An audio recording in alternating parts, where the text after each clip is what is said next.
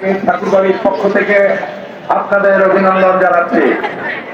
আপনারা জানেন বাংলাদেশে গঠিত একটি বিপ্লব নামে একটি বিপ্লবের মধ্যে বর্তমান বাংলাদেশের প্রেক্ষাপট যেভাবে চলতেছে সেই প্রেক্ষাপট নিয়ে আমি 2 মিনিট দুটো কথা বলবো, আপনারা একটু নীরবে শুনবেন।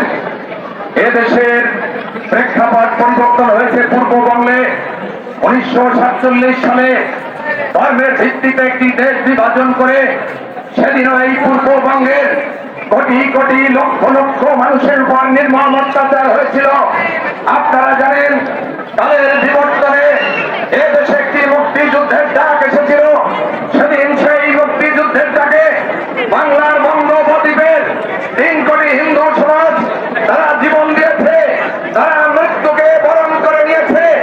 71 সালের স্বাধীনতার পর শুরু হয়েছে এদেশে হিন্দু নির্যাতনের পূর্ব পরিকল্পনার ধারাবাহিকতা।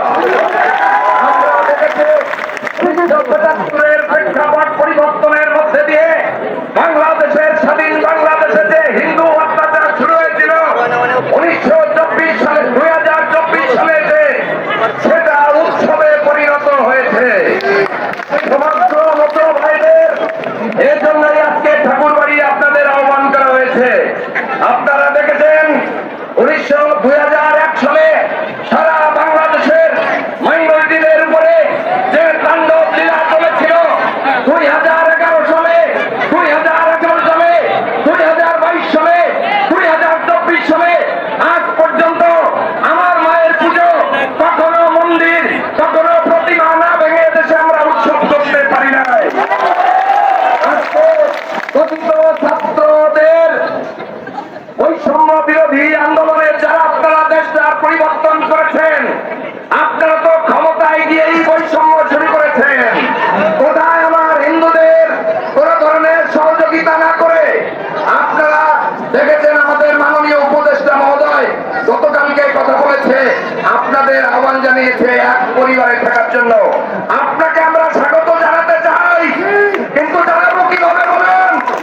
আপনি কিন্তু এখনো বলেন নাই, একটি আলটিমেট দেন নাই যে আগামী এতদিনের মধ্যে বাংলাদেশের সংখ্যালঘুর যত ঘর বাড়ি ভাঙা হয়েছে তাদের বিচার করা হবে। এই কথা আপনি বলেন নাই। আপনি বলেছেন আপনাদের সুরক্ষা দেওয়া হবে। এটা 1971 সালের পর থেকে সমস্ত রাষ্ট্রপ্রধানরা আমাদের দিয়েছে, কিন্তু কেউ কথা রাখে নাই। আপনাকে আমরা স্বাগত জানাবো কি করে? স্বাগত জানাবো তখনই জানাবো যখন আজকের মাইনরিটি সম্প্রদায় এক দফা দাবি দিয়েছে, সেইখানে আমরা যুক্ত করতে চাই।